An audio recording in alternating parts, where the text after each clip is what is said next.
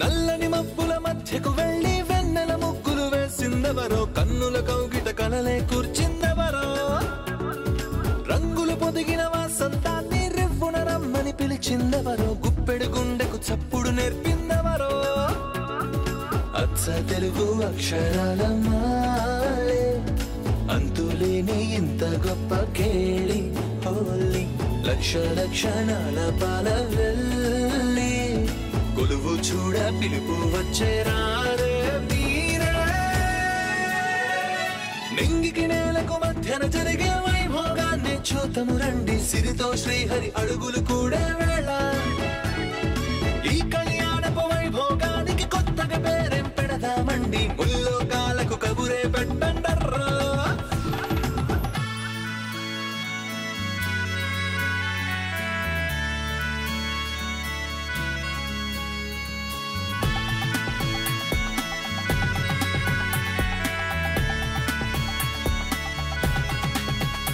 నీ కస్తూరి తిలకం ఏ దస్తూరి వర్ణం అని అడిగేనే ఆ సూర్య తేజం, ఈ పారాణి పాదం ఆ నడయాడే గుమ్మం ఇక అవుతుంది ఓ స్వర్గధామం, చందనాల చందమామనావే ఆనందలాల చెయ్యి అందుకోగా వేగ, 100 ఏళ్ల సంబరాలు నీకై గంతులేస్తూ స్వాగతించే నిన్నే చేరి.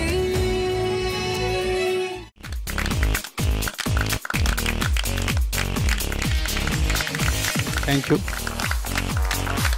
సో దిల్ రాజు గారు, ఈరోజు మా ఫ్యాషన్ షోకి స్పెషల్ గెస్ట్గా మీరు వచ్చారు. విజేతలు మీ చేతిలోనే ఉన్నారు. Miss Hyderabad 2017 fashion show contest winner ఎవరు? Miss Hyderabad title goes to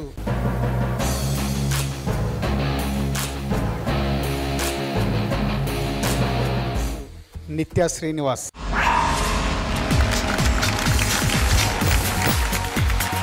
congratulations నిత్య.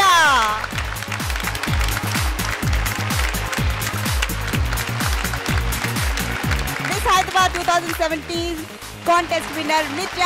Wow, congratulations baby doll. Thank you so much Dil Raju garu. Thanks a lot అండి. Wow Nithya, once again congratulations.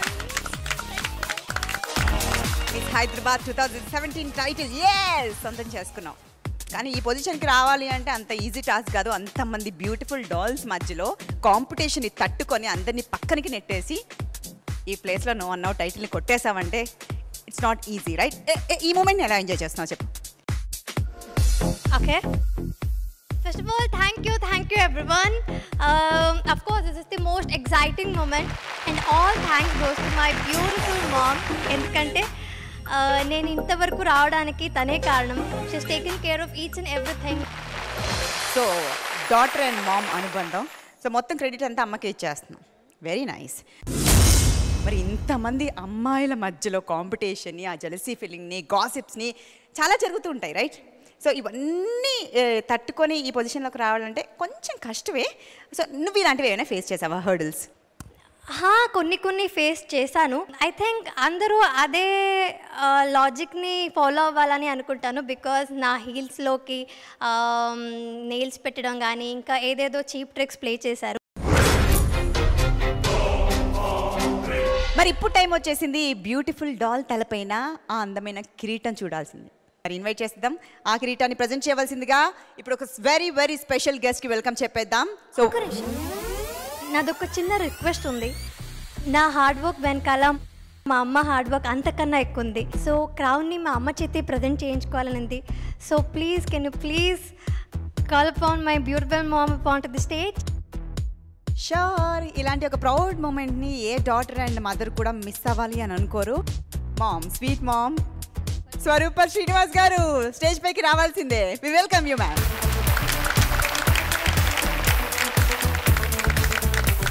Hello, hearty welcome.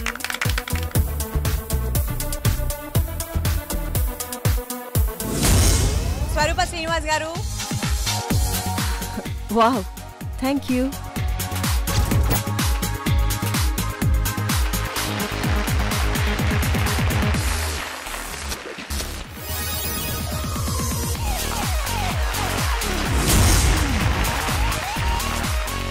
నేల మీద ఉన్నప్పుడే నిత్య నాకు అందలేదు, ఇప్పుడు స్టార్ అయింది, ఇంకేం అందుకుంటాం?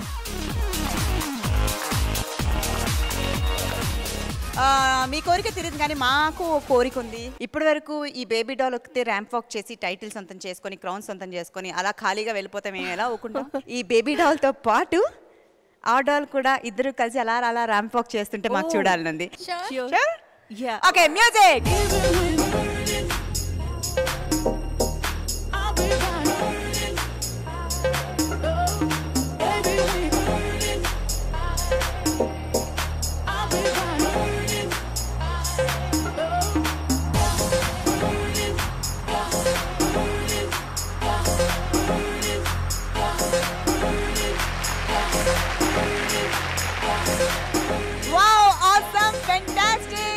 Thank you so much and congratulations once again Nitya.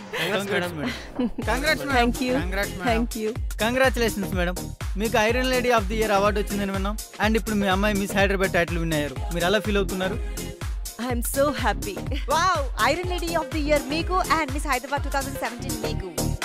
2 titles ని ఫ్యామిలీ సొంతం చేసుకున్నారు. మరి ఈ సెలబ్రేషన్స్ లో టోటల్ ఫ్యామిలీ ఇక్కడ ఉంటే బాగుంటుంది. సో నిత్య, మీ ఫాదర్ ఇక్కడ. Ma'am, where is your husband? No comments, please. Come on, move, Nitya. Let's go.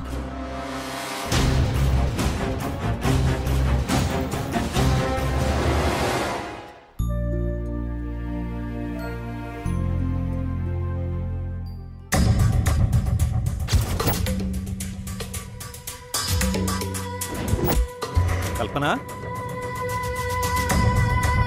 ఏంటండి? ఏంటిదంతా?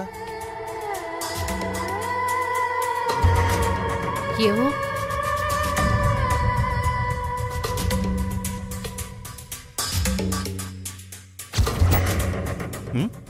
ఏమోనండి. అన్నయ్య వచ్చారా? ఏంటమ్మా ఇదంతా? నమస్కారం అక్కయ్య గారు. నమస్కారం, రండి రండి. నమస్కారం. అందరూ బాగున్నారా? మీరు బాగున్నారా? రండి, పదండి లోపలికి. రండి పదండి. రండి రండి దుని గారు, రండి.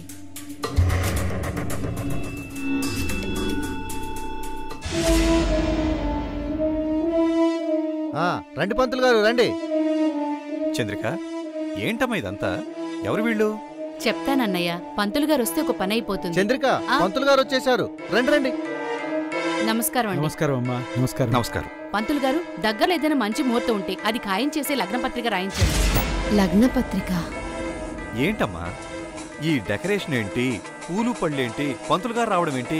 నాకైతే ఏం అర్థం కావడం లేదు. మీకు ఇంకా అర్థం కాలేదా బావా? మీరు నేను వియ్యంకులం కాబోతున్నాం.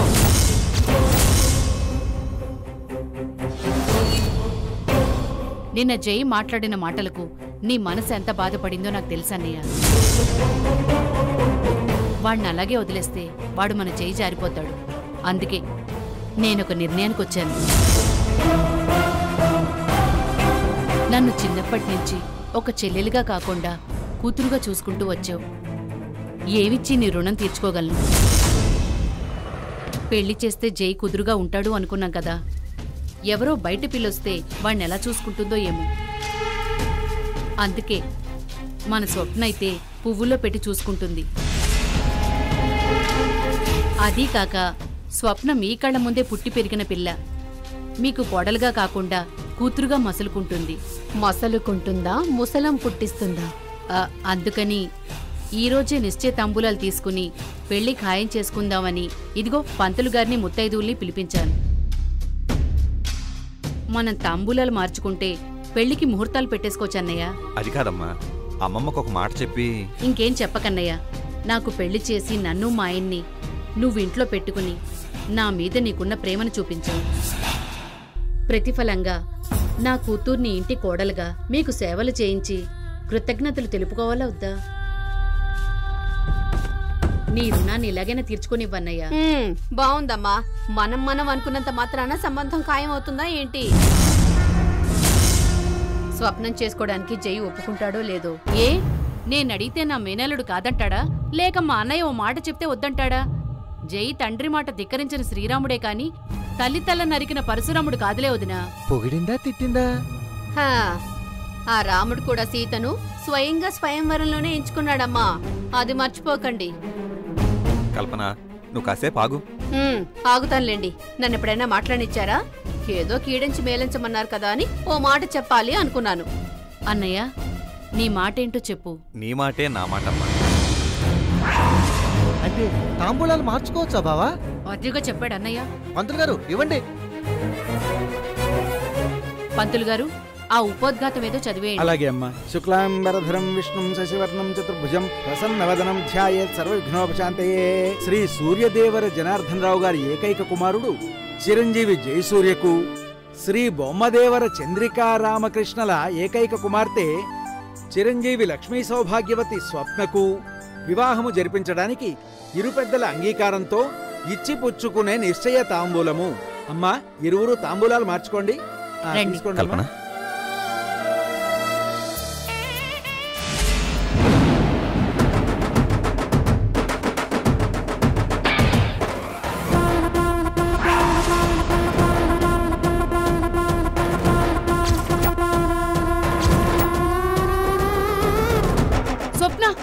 స్వప్న,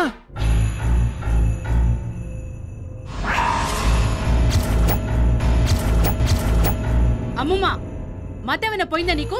నువ్వేం చేస్తున్నావు నీకు తెలుస్తోందా? శుభమాని నిశ్చితాంబూలాలు మార్చుకుంటుంటే పసుపు కుంకాలు నేలపాలు చేస్తావా?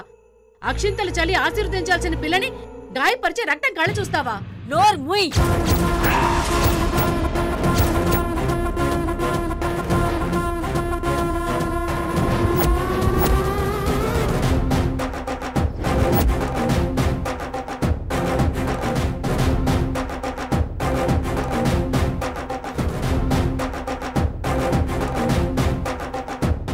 అడిగి ఇదంతా చేస్తున్నావు? అలా అడగండి. పెళ్లి చేస్తే జై కుదురుగా ఉంటాడని అనుకున్నాం కదా అమ్మమ్మ. మీరు ఆలోచించుకుంటే సరిపోతుందా? ముందు వెనక ఆలోచించక్కర్లేదా? ఏం ఆలోచించాలి? జై పరాయివాడా, స్వప్న తెలియని పిల్ల. ఇద్దరికి ఈడు జోడు కాదా, వరస కాదా? నేను ఆలోచించమంది అది కాదు. ఈ పెళ్లికి అంగీకారం లేదు. ఎవరు అంగీకరించాలి? అబ్బాయిని ఇవ్వడానికి అన్నయ్య ఒప్పుకున్నాడు, అమ్మాయిని ఇవ్వడానికి నేను ఒప్పుకున్నాను. నీకు అభ్యంతరం ఉందా? ఉంది. ఈ పెళ్లికి నేను ఒప్పుకోను. ఎందుకు ఒప్పుకోవు? ఒప్పుకోనని చెప్తున్నాను కదా. అదే ఎందుకు అని అడుగుతున్నాను. నీకు కారణం చెప్పాల్సిన అవసరం లేదు. ఈ ఇంటి ఆడపడుచుకి చెప్పాల్సిన అవసరం నీకుంది. చెప్పను. ఎందుకు? ఎందుకంటే ఈ పెళ్లి జరిగితే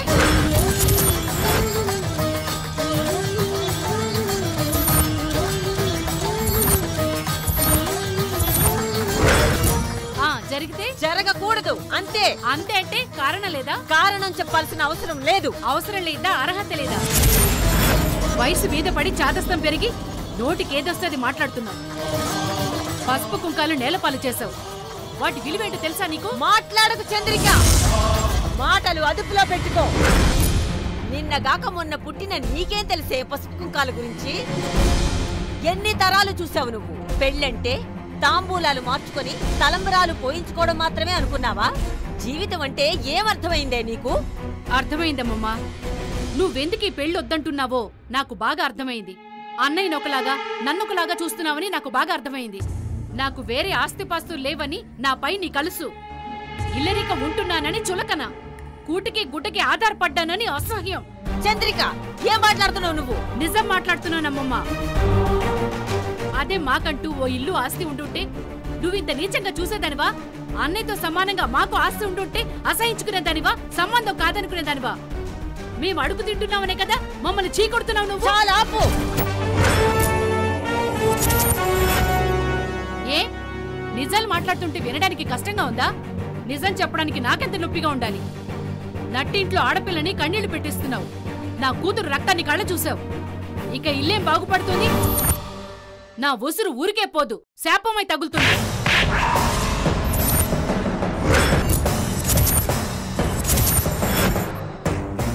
ఇంకొక్క మాట మాట్లాడితే చంపేస్తాను. లోపలికి వెళ్ళావు. పద చంద్రిక, పదమ్మా.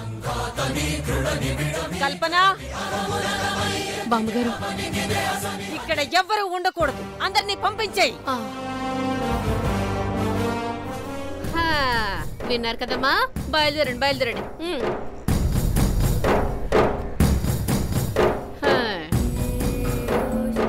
నిశ్చితార్థం చేస్తుందట. నిశ్చితార్థం.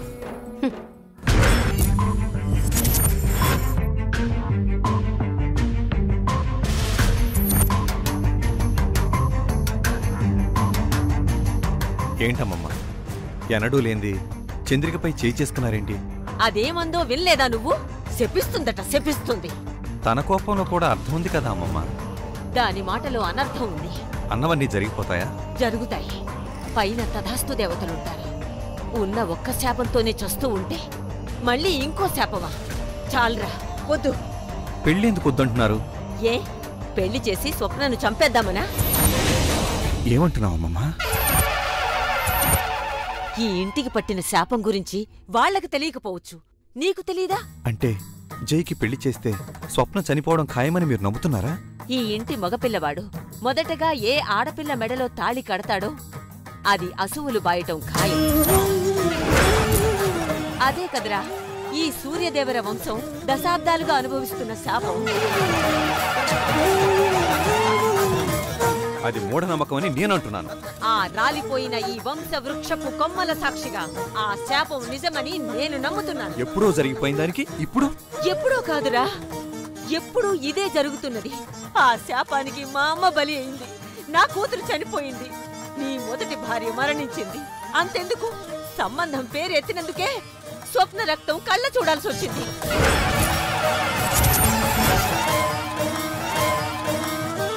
ఇంకా అర్థం కాలేదా నీకు?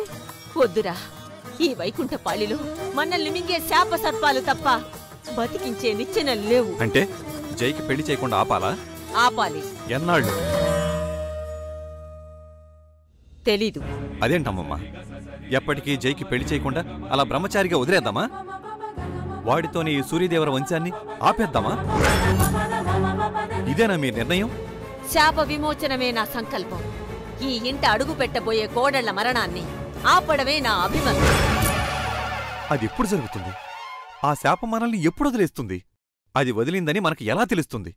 చెప్పమ్మమ్మా. మీ ప్రశ్నలకు సమాధానం నా దగ్గర లేదురా. ఆ సమాధానం కోసమే ఎన్నో ఏళ్లుగా ఈ పూజలు వ్రతాలు చేస్తూనే ఉన్నాను.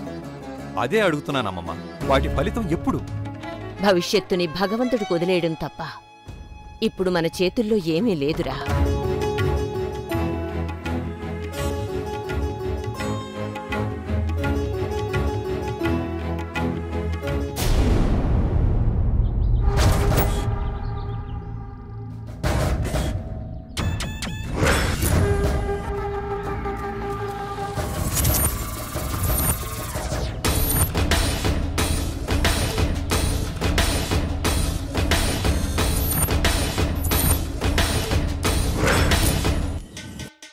గోళీలన్నీ మనకే రావాలి. గురి చూసి కొట్టుమంగా. కంగారెట్టకండి, కొడతాను.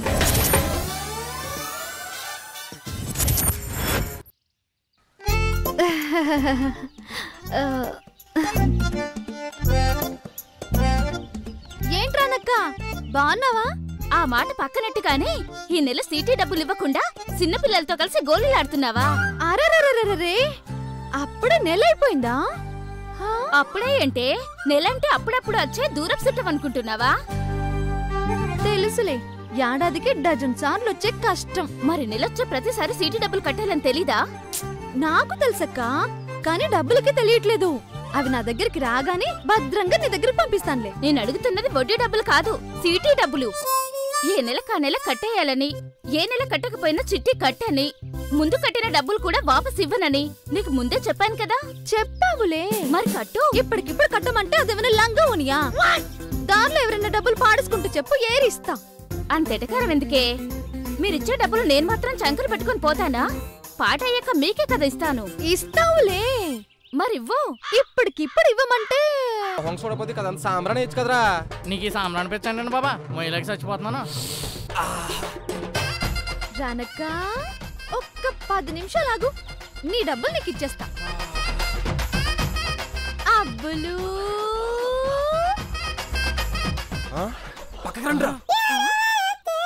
అదేంటనే మంగ చూసి దాక్కున్నారా? మంగంటే మీకు ఇష్టమే కదండి? ఇష్టమేంటే ప్రాణం. ఆగండి, దోకుంది మంగని చూసి కాదు, దాని పక్కన రాణిని చూసి. రానుంటే ఏమైందండి? ఆ మధ్య దాని సిటీ పాటకే మనం పోటీగా పాట పెట్టాలనుకున్నాం కదా, అప్పటి నుంచి దానికి మనం అంటే పరం అంటే దగ్గరికి వెళ్తే కరిసేద్దే. అయితే మనం వెళ్ళిపోదామండి. అబ్బులు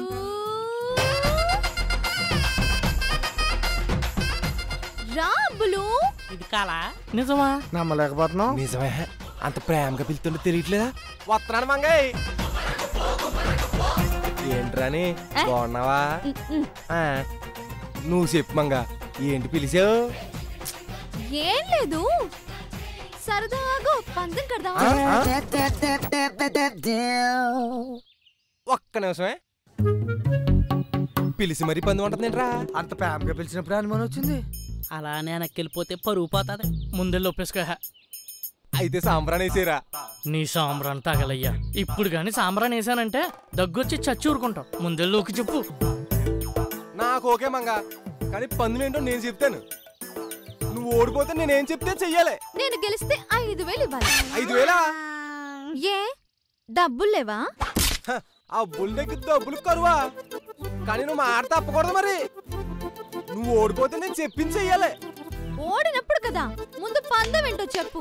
సో బమ్మోటెల్లో ఈ డెనలు తినాలి. ఓ సంతేనా?